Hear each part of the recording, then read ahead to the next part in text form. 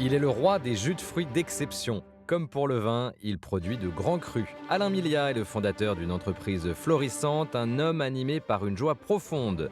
Je le retrouve chez lui dans son petit paradis situé sur les hauteurs de Lyon. Et si nous portons le même nom, nous ne sommes pas de la même famille. Je m'appelle David Milia et dans cette série, je vous propose de découvrir le chemin intérieur de personnalités qui vont me raconter comment elles sont devenues pleinement elles-mêmes. Dans chaque épisode, mon invité va nous emmener sur le lieu de sa deuxième naissance car nous pouvons tous naître plusieurs fois.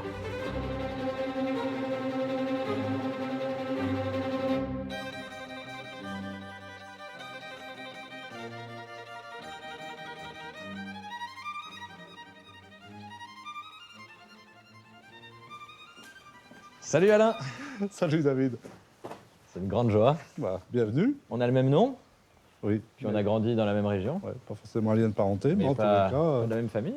dans mais- l'école, même nom, effectivement, avec la même orthographe surtout. Oui, C'est rare. ce qui est rare. On est dans ta ferme ici. Oui. C'est ta ferme familiale. C'est la ferme familiale. Cette ferme a été construite, je crois, 1830, quelque chose comme ça. Voilà, donc elle a 200 ans. Tu as grandi ici. Oui, mais après 1830, hein, quand même. Non, ouais, je suis né ici en 65. Enfin, je suis né dans un petit village à côté, à 5 minutes d'ici, une petite maternité. Et donc, je suis là depuis mon 7e jour, quoi, on va dire. Donc, oui, effectivement, ça fait bientôt 60 ans que j'ai la même ligne d'horizon, là, celle on a devant nous. C'est en magnifique. plein est. Tu la vois différemment, cette ligne d'horizon, à force quand même. Oui, parce que chaque jour, tu la découvres, mais chaque jour est différent, parce qu'il y a les saisons, parce qu'il y a la lumière, parce qu'il y a différentes choses, et puis parce qu'on est aussi, on change aussi, et on est différent chaque jour. Hein.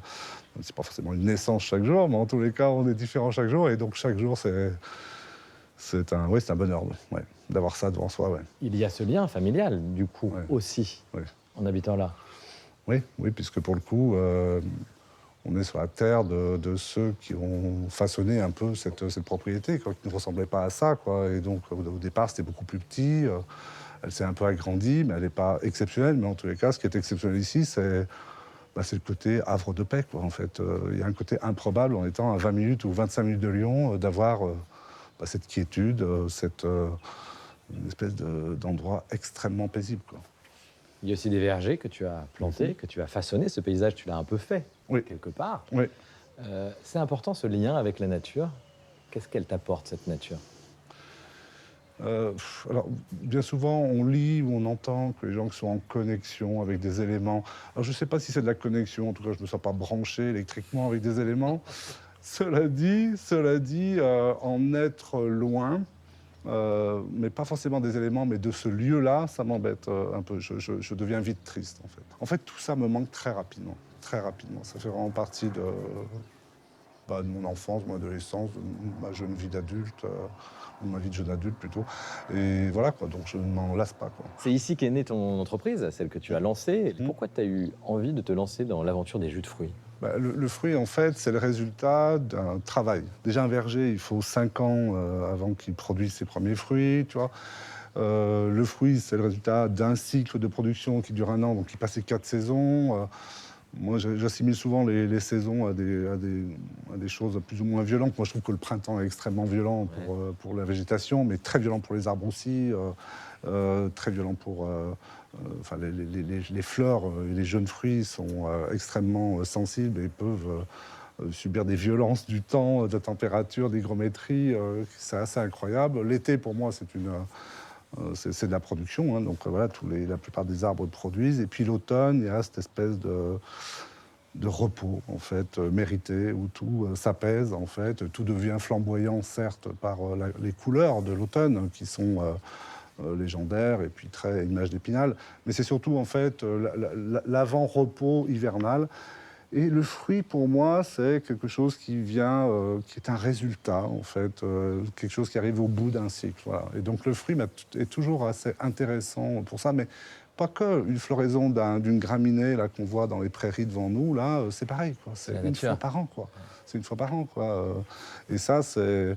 Moi, je trouve ça quand même très intriguant. Et moi, j'ai une admiration quand même pour ces cycles-là qui nous paraissent complètement magiques ou, je ne sais pas, divins, je ne sais pas. Mais en tous les cas, C'est en ça que je suis proche de cette nature-là. Ce printemps pluvieux, tu nous emmènes en balade Oui, chez toi, dans ton coin, oui. sur les routes. Ouais, et on va à la chapelle Saint-Vincent. Bon, tu vas nous raconter un peu Ouais. pourquoi tu aimes cet endroit. C'est parti, on y va, viens. Allez, monte. Merci.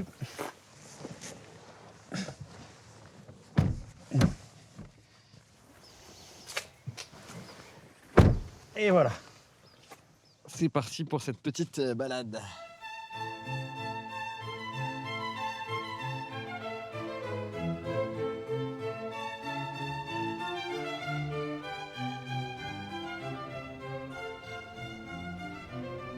Voilà, là, on quitte la ferme familiale. Mhm.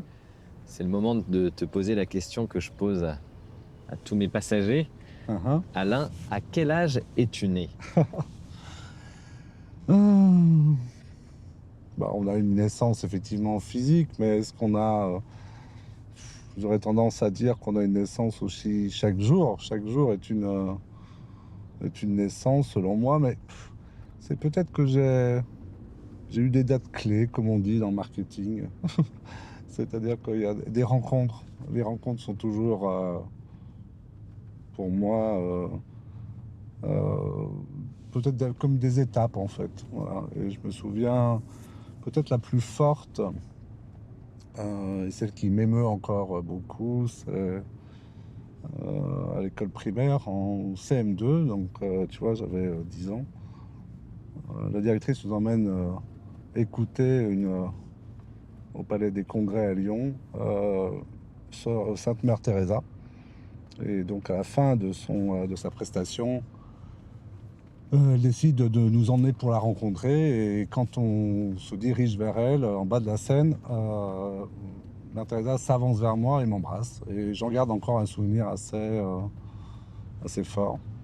Mais ça peut être aussi d'autres rencontres. Je me souviens d'un agriculteur qui vivait dans une communauté, entre guillemets, un peu hippie, en Ardèche.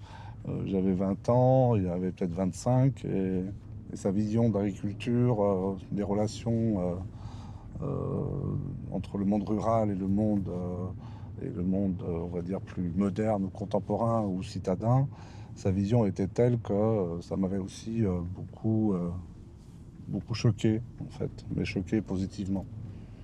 Donc voilà, est-ce qu'on est souvent, oui, ou est-ce que j'ai une date de naissance autre que physiologique? Je pense que j'en ai plusieurs, en fait, oui. Tu crois en quoi? Je crois en quoi? euh, Passé un temps, je disais, je me souviens pas avoir appris à prier, mais en fait, si, mon plus lointain souvenir, c'est quand j'étais en prière au pied de mon lit et quand ma mère est tombée malade. Et ça a été, je pense, mes premiers pas concrètement dans la foi. Et donc, le message du Christ est très présent depuis, de plus en plus même maintenant, ce qui n'est pas simple, hein, mais ce chemin-là, en tous les cas, m'apporte beaucoup, beaucoup, beaucoup de joie, en fait.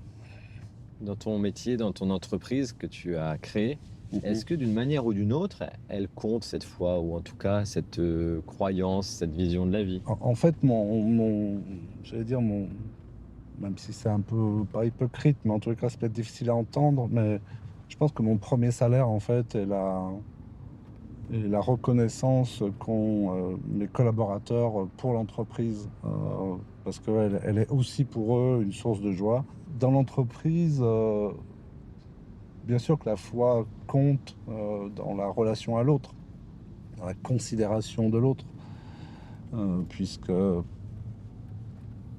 je pense on touche au bonheur, en tous les cas, quand on est aimé ou bien aimé, ou en tous les cas considéré, quel que soit son métier, sa tâche, ses responsabilités, son allure, sa couleur de peau, etc. Quoi, voilà. Mais je crois fermement et foncièrement que l'entreprise est un cadre dans lequel l'individu, l'homme, le croyant, peut s'épanouir, peut y trouver suffisamment de choses pour avancer dans son humanité. Et la joie, elle vient d'où? Qu'est-ce qui te procure de la joie au quotidien, Alain? La joie, elle a... Je ne sais pas si c'est un sentiment, si c'est une conséquence, si c'est une posture, je n'en sais rien en fait. Mais en tous les cas, ce que je sais, c'est que c'est universel, que c'est concret, que ça se partage, que c'est communicatif, que c'est viral en fait, et que les sources de joie sont multiples de toute manière. Et pourtant, le monde de la production agricole peut être un milieu difficile. Est-ce que tu peux prendre la tablette qui est à côté de toi et on t'a préparé une vidéo. Il y a 7 ans, Jérôme a dû faire face à un drame. Son père s'est donné la mort sur l'exploitation. En France, ils sont plus de 600 à commettre chaque année l'irréparable. C'est comme si vous annonciez à votre journal un suicide tous les midis, un suicide tous les soirs, au moins 5 à 6 jours par semaine. Finalement, la personne qui décide de mettre fin à ses jours, elle est partie, mais nous, on reste là avec des souvenirs, avec des soucis derrière à régler et surtout un manque de soutien. Voilà, on s'est retrouvés seuls, autant ma famille que moi-même, et à gérer toute cette problématique, quoi. Ça te parle, j'imagine. Oui, ça me parle parce que être paysan, moi j'ai beaucoup de respect j'ai une admiration sans borne pour les paysans, déjà pour l'avoir été, pour avoir été aussi, parce que je suis issu d'une famille de paysans. Pas parce que le travail est dur en fait, mais c'est parce qu'il y a une forme d'engagement à plein de niveaux en fait, pour ses terres, pour ses animaux, pour sa maison, pour l'engagement de faire aussi bien que les parents ont fait, parce qu'il y a une espèce de transmission d'un patrimoine qui n'est pas économique, mais qui est juste dans le savoir, dans le savoir-faire, en fait, voilà. Mais ça m'émeut d'autant plus que je connais le sujet du suicide, mais surtout que j'ai quitté j'ai arrêté d'être paysan à 33 ans. Donc après 15 ans d'activité, parce que la ferme ne fonctionnait plus, elle n'était plus rentable. C'est là que j'ai commencé à faire mes jus de fruits. Mais j'étais tellement presque honteux d'avoir arrêté qu'il y a des parcelles en fait, toutes les parcelles j'ai louées à un voisin, ça se passe très bien. Mais j'étais tellement presque en colère contre moi d'avoir abandonné des terres que je n'ai pas pu aller les voir, les visiter. Seulement après 7, 8 ou 10 ans, je ne me souviens plus en fait. Voilà, parce que j'avais l'impression de les avoir abandonnés. C'était que des terres, c'était que du minéral. Mais voilà, je pense qu'on a un attachement toujours très très fort en fait, encore une fois, à ces éléments, à ces choses-là. Et quel est l'héritage de ta famille paysanne, de tes parents? Je pense que j'ai hérité de la force de mon père, sa force brutale, quoi. C'était une force de la nature.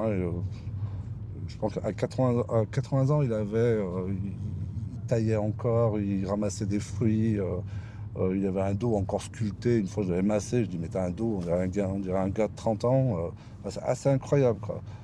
Oui, c'était un costaud, quoi. Voilà. Il avait des mains qui étaient 2 fois comme les miennes. Incroyable. Et puis, je pense que j'ai hérité de ma mère la force du pardon, en fait. Cette sensibilité-là, ouais. Et c'est vrai que les deux me ravissent complètement. C'est beau cette nature, ce vert là. Ah oui. C'est le printemps? C'est le printemps et là, c'est un camailleux de verre qui est assez rare parce qu'il y a tellement eu de pluie, en fait, que il y a des plantes qui exagèrent un petit peu. Alors, je t'explique. Il y en a qui d'un seul coup s'imposent alors qu'elles n'ont rien à faire maintenant. C'est tout simplement parce qu'il y a eu beaucoup de flotte et pas beaucoup de chaleur. Et donc, du coup, on voit apparaître des couleurs de vert qu'on ne voit pas habituellement. Donc, c'est un peu magique quand même.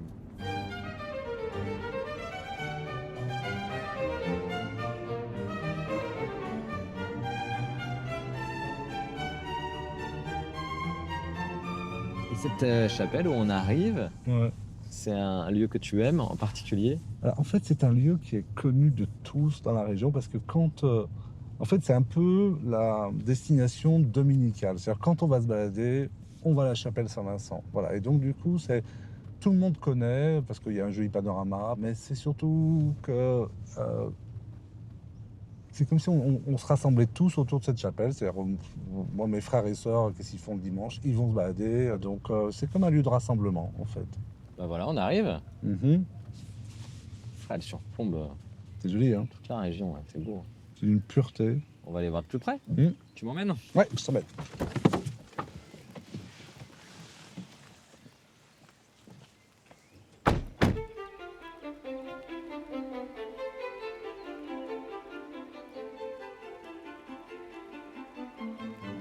Belle perspective quand on arrive, hein.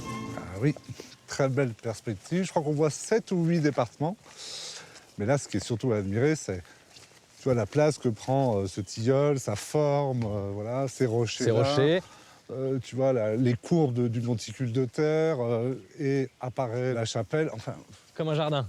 bah, c'est un jardin. Enfin, tout ça est dessiné alors qu'il n'y a que la chapelle qui a été dessinée, quoi. Mais enfin, moi, je trouve ça assez extraordinaire. C'est un lieu qui est d'une beauté assez incroyable, moi, je trouve. Il y a une espèce de... Oui, il y a un caractère un peu divin, moi, je trouve, ici. Puis en plus, les gens viennent là assez souvent donc, pour se balader. Et regarde, quand tu avances là et que tu découvres tout ça, Ouais, c'est magnifique, hein. regarde toutes les courbes, les petites courbes qu'il y a sur les vergers, les lignes de vergers. Et puis voilà, cette chapelle toute Simple. avec des proportions qui sont juste sûrement calculées pour qu'au bout du compte, on soit presque en admiration devant cette simplicité, quoi. Voilà, parce que c'est très simple, en fait, l'art roman, quoi. Mais regarde, il n'y a rien à dire, rien à toucher, quoi, tu vois. C'est un lieu de recueillement pour toi ici? Pas de recueillement, mais ce qui me fait plaisir, c'est qu'il y a beaucoup de gens qui viennent ici. Et donc, ça me fait plaisir que les gens, croyants ou non croyants, quoi, en fait, viennent ici pour se balader, y passer un moment en famille, pique-niquer. Moi, ça me touche. C'est le moment de ma dernière question. Quand tu te retournes sur ton chemin parcouru, qu'est-ce que tu te dis? Quelle vie extraordinaire. J'en suis conscient. Bah oui, parce que vivre ce que je vis, c'est pas la question. C'est pas parce que je viens de tel milieu ou d'un milieu modeste et qu'aujourd'hui, voilà, j'ai des produits qui sont implantés dans 20 pays, etc. C'est pas ça, en fait. Mais quelle richesse j'ai d'avoir rencontré tous ces gens, d'avoir vécu toutes ces choses, et toujours d'être dans cette recherche perpétuelle de vivre le message du Christ. C'est ma grande richesse est là, quoi. Ma grande richesse est là. Chaque jour, j'essaye d'accorder, enfin j'accorde même du temps au silence, d'une part, parce que je trouve que le silence est vraisemblablement un des ingrédients qui manque le plus à l'homme moderne, et à la prière, évidemment, quoi. Bah, merci Alain. Merci à toi.